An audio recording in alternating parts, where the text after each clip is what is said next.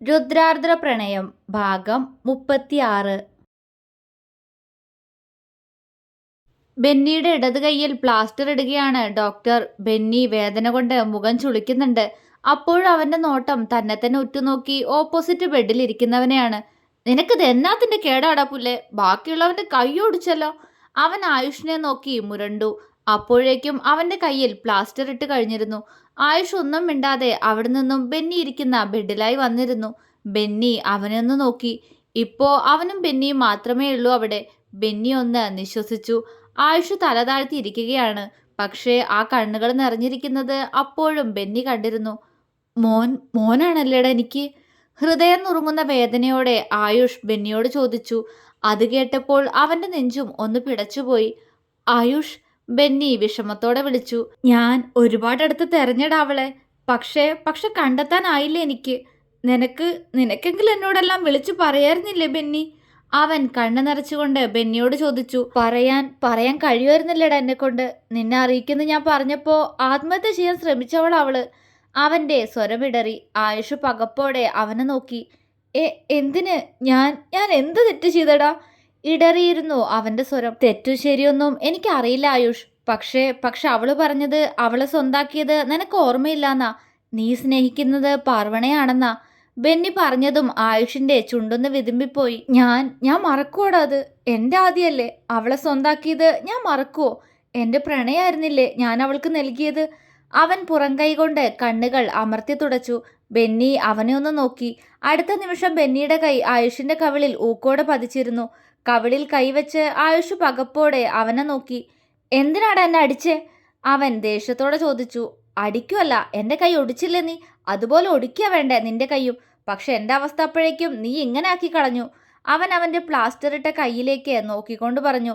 അതിനു വേണ്ടി ഞാൻ എന്ത് ചെയ്തു? ആയുഷിന് കലിയിളകി. ദേ കോപ്പേ, മിണ്ടാതിരുന്നോ നീ? അവൻ എന്തോ ചെയ്തൂന്ന്.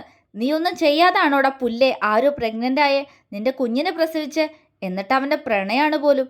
ബെന്നി കലി തുള്ളി. ആയുഷ് അവനെ നെറ്റിച്ചുളിച്ചു നോക്കി. ഞാൻ എൻ്റെ പെണ്ണിനല്ലേ ഗർഭിണിയാക്കിയേ? അതിന് നിനക്കെന്താടാ? നിനക്കറിയാവുന്നതല്ലേ ഞാൻ ആദ്യം പ്രണയിക്കുന്നുണ്ടെന്ന്.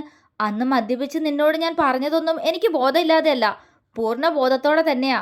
ആയുഷ് പല്ലി കടിച്ചു. ബെന്നിയുടെ കണ്ണു മിഴിഞ്ഞു. അവനാണോ എന്ന പോലെ അവനെ നോക്കി. പിന്നല്ലാതെ, കുടിച്ച ബോധമില്ലാതിരിക്കാൻ ഞാനെന്താ മുഴുക്കുടിയനോ? അവൻ മുരണ്ടു. അപ്പോ പിറ്റേന്നൊന്നും ഓർമ്മയില്ലാത്തതുപോലെ നീ എന്നോട് പെരുമാറിയതോ? ബെന്നി അവന്റെ സംശയം ചോദിച്ചു. അത് നീ കളിയാക്കിയല്ലോന്നോർത്താ. അവൻ പറഞ്ഞു. ആ, നന്നായി. അപ്പോ ആ ഒരു കാര്യ ഇത്രയും പ്രശ്നങ്ങൾ ഉണ്ടാക്കിയേ? ബെന്നി ഗൗരവത്തോടെ പറഞ്ഞു. മനസ്സിലായില്ല.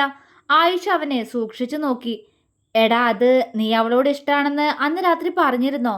അവൻ ചോദിച്ചു. പറഞ്ഞിരുന്നു. പക്ഷേ അന്ന് ഞങ്ങൾക്കിടയിൽ അങ്ങനെയൊക്കെ ആ ഒരു സാഹചര്യത്തിൽ പറ്റിപ്പോയതാ. പക്ഷെ ആ നിമിഷത്തിൽ എനിക്കിപ്പോഴും കുറ്റബോധമൊന്നുമില്ല. എൻ്റെ ആദിയല്ലേ? അവന്റെ സ്വരത്തിൽ പ്രണയം നിറഞ്ഞു. പക്ഷെ ഇത്തവണ കുറ്റബോധം നിറഞ്ഞത് ബെന്നിയുടെ മുഖത്തായിരുന്നു. അത് കണ്ട് ആയുഷ് അവനെ സംശയത്തോടെ നോക്കി. എന്താടാ?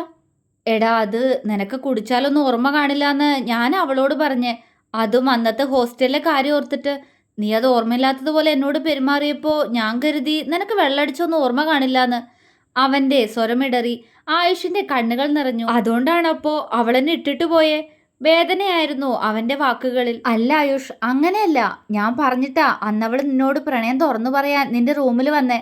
പക്ഷെ അവളന്ന് എന്നെ വിളിച്ചു പറഞ്ഞത് നീയും അവളും തമ്മിൽ സംസാരിച്ചില്ല എന്നാ. നീ കുടിച്ചിട്ടുണ്ടെന്നായിരുന്നു പറഞ്ഞേ. അപ്പോ ഞാനന്നത്തെ ആ ഓർമ്മയിൽ അവളോട് പറഞ്ഞു, സംസാരിക്കാത്ത നന്നായി, അവന് ഓർമ്മയുണ്ടാവില്ല എന്ന്. പക്ഷേ എൻ്റെ മമ്മി സത്യം, നിങ്ങൾക്കിടയിൽ അന്ന് അങ്ങനെയൊക്കെ സംഭവിച്ചിട്ടുണ്ടെന്ന് ഞാൻ സ്വപ്നത്തെ പോലും കരുതിയില്ല. നീയും എന്നെ വിളിക്കുമ്പോൾ പറഞ്ഞില്ലല്ലോ. അല്ലെങ്കിലും ബെസ്റ്റ് ഫ്രണ്ട് എന്നൊക്കെ പറയുന്നല്ലാതെ നീ എന്താടാ എന്നോട് തുറന്നു പറഞ്ഞിട്ടുള്ളേ? ബെന്നി ചോദിച്ചതും ആയുഷ് മുഖം പൊത്തി ഇരുന്നു പോയി. ഇവനോടെങ്കിലും എല്ലാം തുറന്നു പറയേണ്ടതായിരുന്നു. അവനൊന്ന് നിശ്വസിച്ചു. അവള് പ്രഗ്നന്റ് ആണെന്ന് നീ എന്നാ അറിഞ്ഞേ? നീ എങ്ങനെ അവളെ ഇവിടുന്ന് കൊണ്ടുപോയേ? നീ ദുബായിലായിരുന്നില്ലേ? ആയുഷ് ചോദ്യത്തിന് മുകളിൽ ചോദ്യങ്ങൾ ചോദിച്ചുകൊണ്ടിരുന്നു.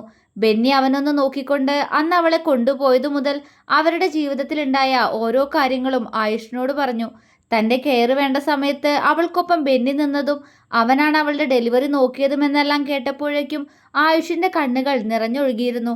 ആ സമയം അവളെന്റെ സാമീപ്യം ആഗ്രഹിച്ചിരിക്കില്ലേ? അവൻ നിറഞ്ഞ കണ്ണുകൾ അമർത്തി തുടച്ചു. ആരെയും കുറ്റപ്പെടുത്താൻ കഴിയുന്നില്ല. എങ്കിലും അവൾക്ക് എന്നെ ഒന്ന് കേട്ടൂടായിരുന്നോ?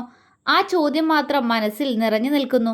അന്ന് ഞങ്ങൾക്കിടയിൽ ഫിസിക്കൽ റിലേഷൻ നടന്നതിന് ശേഷം എത്ര തവണ അവളോട് സംസാരിക്കാൻ തുനിഞ്ഞതാണ് ഞാൻ. എന്നൊന്ന് കേട്ടൂടായിരുന്നോ ആദി? അവൻ വിങ്ങലോടെ ഓർത്തു. അവന്റെ അങ്ങനെ ഒരു മുഖം കണ്ട് ബെന്നിക്കും വേദന തോന്നി. അപ്പോഴാണ് അവന്റെ മുഖത്തും കയ്യിലുമൊക്കെയായി മായാതെ നിൽക്കുന്ന ഓരോ പാടുകൾ ബെന്നി കണ്ടത്. അവൻ സംശയത്തോടെ ആയുഷിനെ നോക്കി. ഇതെന്താടാ? അവൻ വെപ്രാളത്തോടെ ചോദിച്ചു. ആയുഷ് പുഞ്ചിരിച്ചു. എൻ്റെ നഷ്ടങ്ങളുടെ തുടർച്ച, അതുമാത്രം. ആയുഷ് പറഞ്ഞതും ബെന്നി അവൻ പറഞ്ഞത് മനസ്സിലാവാതെ അവനെ ഉറ്റുനോക്കി. ആയുഷ് കണ്ണുകൾ അമർത്തി തുടച്ചുകൊണ്ട് ബെഡിൽ നിന്നും എഴുന്നേറ്റു. ആയുഷ്, ബെന്നി വിളിച്ചു. ആയുഷ് അവനെ ഒന്ന് നോക്കിക്കൊണ്ട് അന്ന് ആദ്യം അന്വേഷിച്ചിറങ്ങിയതും അതിനുശേഷം ആക്സിഡന്റ് ആയതും മരണത്തിൽ നിന്നും ആർദ്രയ്ക്കും അവന്റെ കുഞ്ഞിനും വേണ്ടി മാത്രം അവൻ തിരികെ വന്ന കാര്യങ്ങളുമെല്ലാം ബെന്നിയോട് പറഞ്ഞു. ഇനിയൊന്നും കേൾക്കാൻ വയ്യ. ബെന്നി അത്രമേൽ തളർന്നു പോയിരുന്നു. ആരുവിന്റെ വേദന അതുമാത്രമേ ഞാൻ കണ്ടിരുന്നുള്ളൂ ആ സമയം. അവൾ എന്തെങ്കിലും കടുങ്കൈ ചെയ്തു പോയാലോന്നുള്ള ഭയം. അവിടെ ആയുഷിനെ മറന്നുപോയി. ഇല്ല, മറന്നില്ല. എപ്പോഴും ഇവൻ ഉണ്ടായിരുന്നു എൻ്റെ ഉള്ളില്. എന്തായിരിക്കും ഇവന്റെ അവസ്ഥ എന്ന് ഓർക്കാറുണ്ട്. കാരണം എനിക്കറിയായിരുന്നു ഇവൻ എത്രത്തോളം ആരുവിനെ സ്നേഹിക്കുന്നുണ്ടെന്ന്. പക്ഷേ എൻ്റെ സാഹചര്യം അതായിരുന്നു. ആർക്കെങ്കിലും എന്നെ മനസ്സിലാവുമെന്നറിയില്ല. പക്ഷേ ആർദ്രയ്ക്കും കുഞ്ഞിനു വേണ്ടി തന്നെയാ ഞാൻ ഇതുവരെയും ജീവിച്ച്. ബെന്നി നിറഞ്ഞ കണ്ണുകൾ വലത് കൈയാൽ അമർത്തി തുടച്ചു. ആയുഷ്, ഞങ്ങളിവിടെ ഉണ്ടെന്ന് നീ എങ്ങനെ അറിഞ്ഞു? ബെന്നി ചോദിച്ചു. ആയുഷ് അവനെ ഒന്ന് തിരിഞ്ഞു നോക്കി. നീ എന്നെ മറന്നാലും എന്നെ ഓർക്കുന്നവർ ഇവിടെ ഉണ്ടായിരുന്നു ബെന്നി. ആയുഷ് ഗൗരവത്തോടെ പറഞ്ഞു. മറുപടിയായി ബെന്നി ഒന്ന് പുഞ്ചിരിച്ചു. രഞ്ജു അല്ലേ? അവൻ ചോദിച്ചു. നിനക്കെങ്ങനെ? ആയുഷ് നെറ്റി ചുളിച്ചു. അവൻ നിന്നെ വിളിച്ചു പറയുന്ന എനിക്ക് അറിയായിരുന്നു. അല്ലെങ്കിൽ അവൻ നിന്നെ വിളിക്കാൻ ഞാൻ ആഗ്രഹിച്ചിരുന്നു. നിന്റെ ഈ വരവ് ഞാൻ പ്രതീക്ഷിച്ചതാ. ബെന്നി പുഞ്ചിരിയോടെ പറഞ്ഞതും ആയുഷ് അവനെ അത്ഭുതത്തോടെ നോക്കി. എന്താടാ എങ്ങനെ നോക്കുന്നേ? സത്യം ഞാൻ പറഞ്ഞേ. രഞ്ജു എന്നോട് നിന്നെക്കുറിച്ച് ചോദിച്ചായിരുന്നു.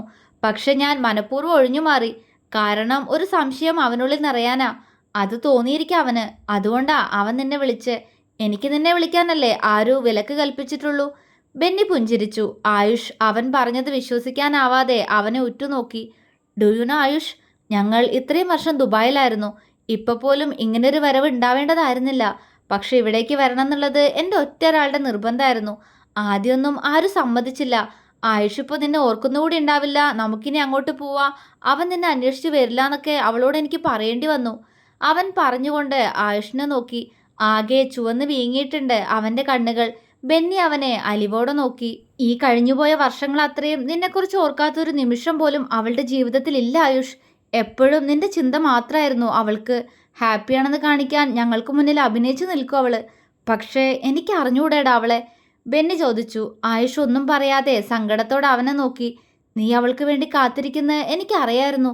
അതുകൊണ്ടാ ഇനിയെങ്കിലും നിനക്ക് അവളെ തരാൻ വേണ്ടി ഞാൻ അവളെ ഇങ്ങോട്ട് കൂട്ടിക്കൊണ്ടുവന്നേ. പക്ഷേ അവൾക്ക് ഇപ്പോഴും അതറിയില്ല എന്ന് മാത്രം. ബെന്നി പറഞ്ഞു നിർത്തി.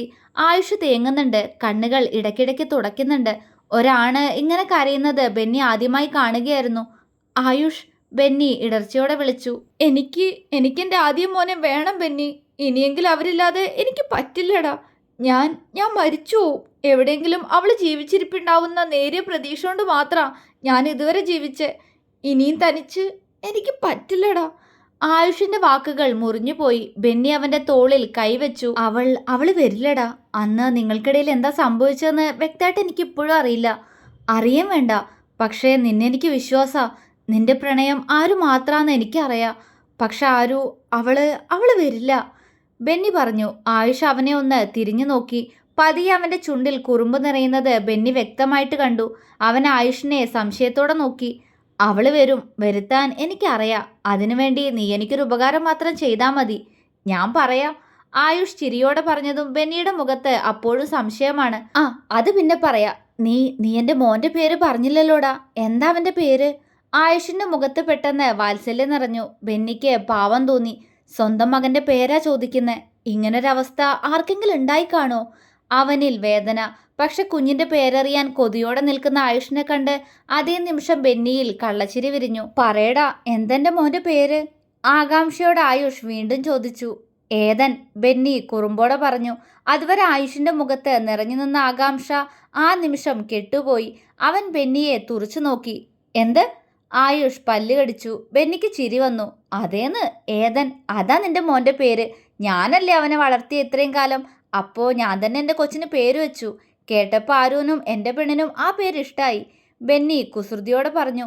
അടുത്ത നിമിഷം ആയുഷ് ബെന്നിയുടെ കഴുത്തിൽ കുത്തിപ്പിടിച്ച് അവനെ ചുമരിലേക്ക് ചേർത്ത് വെച്ചിരുന്നു.